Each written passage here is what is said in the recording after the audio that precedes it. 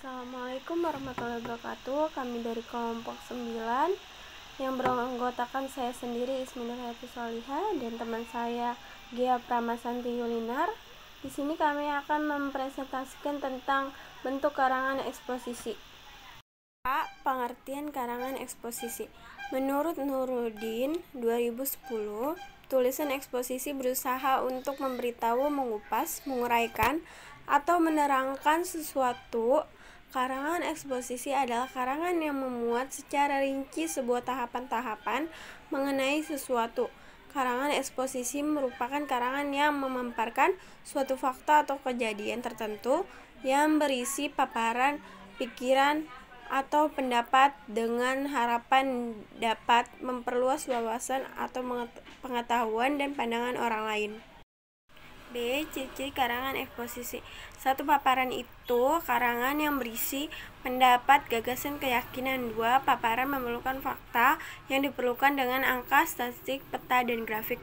3. Paparan memerlukan analisis dan sintesis. 4. Paparan menggali sumber ide dari pengalaman, pengamatan, dan penelitian serta sikap dan keyakinan. 5. Paparan menjauhi sumber daya khayal. 6. Bahasa dipergunakan adalah bahasa yang informatif dengan kata-kata yang denotatif. 7. Penutup paparan berisi penegasan. Jenis karangan eksposisi. 1. Lukisan dalam eksposisi. Yang dimaksud lukisan dalam eksposisi adalah paparan yang mempergunakan lukisan supaya karangan paparan itu tidak kering. 2. Eksposisi. Proses eksposisi yang memaparkan atau menjelaskan proses terjadinya sesuatu. 3. Eksposisi perbandingan. Dalam memperjelas paparan sering digunakan perbandingan di antara dua atau lebih hal. Kedua hal atau lebih dicari perbedaan persamaannya.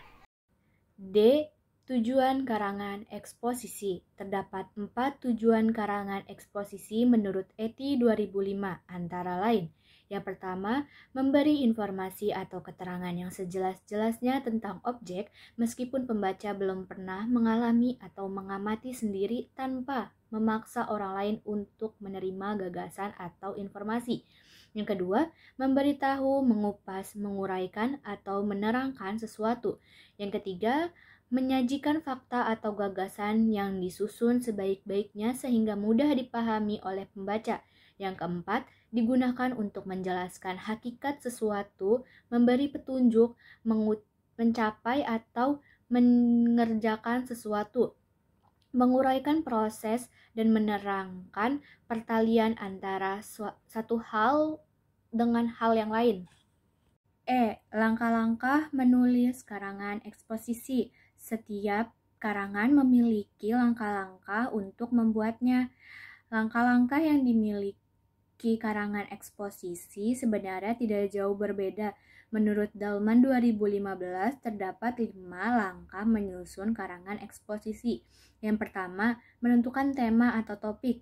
Yang kedua, menentukan tujuan. Yang ketiga, mendapatkan data yang sesuai dengan topik. Yang keempat, menentukan kerangka karangan. Yang kelima, mengembangkan kerangka menjadi karangan eksposisi.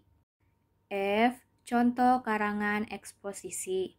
Yang pertama, eksposisi lukisan. Contoh karangan eksposisinya itu lingkungan sekolah. Yang kedua, eksposisi proses. Contoh karangan eksposisinya itu proses pembuatan batik. Yang ketiga, eksposisi perbandingan. Contoh karangan eksposisinya yaitu perbedaan desa dan kota. Cukup sekian presentasi dari kelompok kami, kurang lebihnya mohon maaf. Wabillahi taufiq wal hidayah. Wassalamualaikum warahmatullahi wabarakatuh.